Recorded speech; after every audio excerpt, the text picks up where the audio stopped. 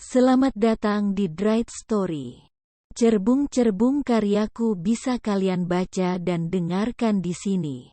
Jangan lupa like, komen, dan subscribe ya sebagai bentuk dukungan untuk channel ini. Jihan Anissa menemukan Burhan suaminya tewas bersimbah darah di atas ranjang dengan keadaan tanpa busana.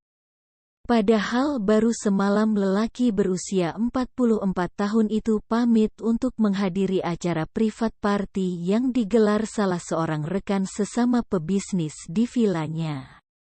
Pengusaha home interior itu pergi meninggalkan ibu, istri, 3 anak, dan 2 orang adik yang selama ini tinggal di kompleks perumahan yang sama. Hasil otopsi mengatakan bahwa penyebab kematiannya adalah kehabisan banyak darah akibat luka sayatan dalam yang memutus arteri utama pada nadi. Tak ada jejak pembunuhan terlihat di TKP. Polisi kesulitan melakukan investigasi dan pencarian bukti mengingat sidik jari yang tertinggal di sekitar lokasi didominasi milik para penghuni inti yang tak lain Jihan dan para asisten rumah tangga yang biasa membantu membersihkan kamar mereka. Para penyidik juga mulai kebingungan memperhatikan gelagat Jihan ketika dimintai keterangan. Wajahnya amat datar. Tak ada emosi yang ditunjukkan. Dia bahkan memilih bungkam ketika wartawan berita meminta pendapatnya terkait wafatnya sang suami yang sudah lebih dari 15 tahun menemani. Mbak yakin tidak membunuh Mas Burhan? Siapa tahu karena sakit hati yang sudah belasan tahun dipendam, Mbak Jihan tiba-tiba kesetanan.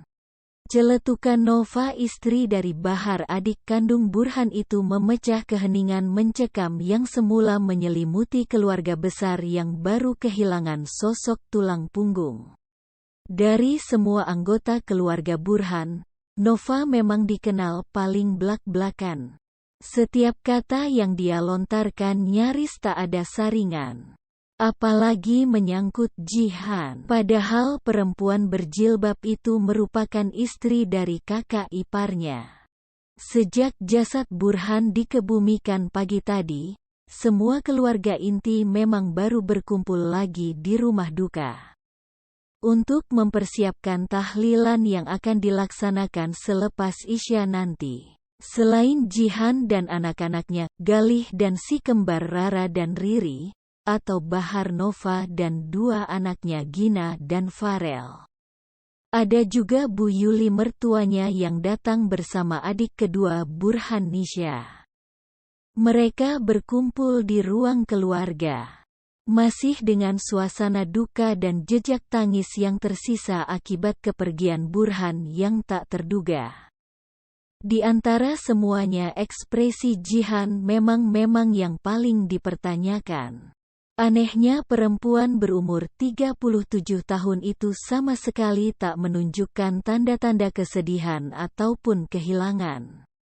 Wajahnya masih sedatar saat menatap jasad suaminya menuju liang lahat pagi tadi.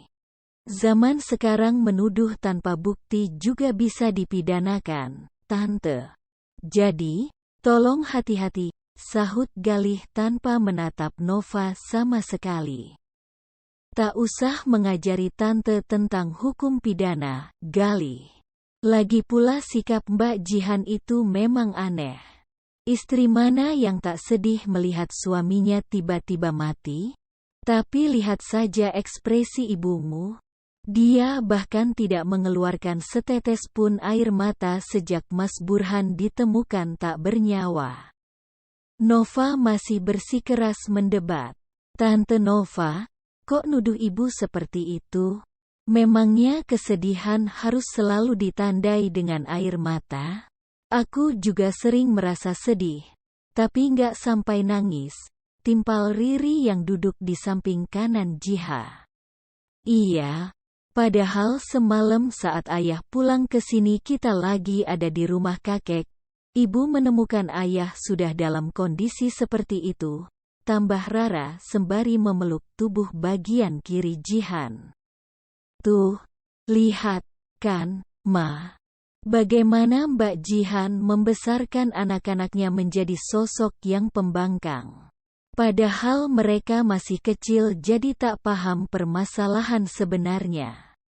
Semua orang terdiam setelahnya. Mereka menatap Jihan dengan tatapan yang berbeda satu dan lainnya.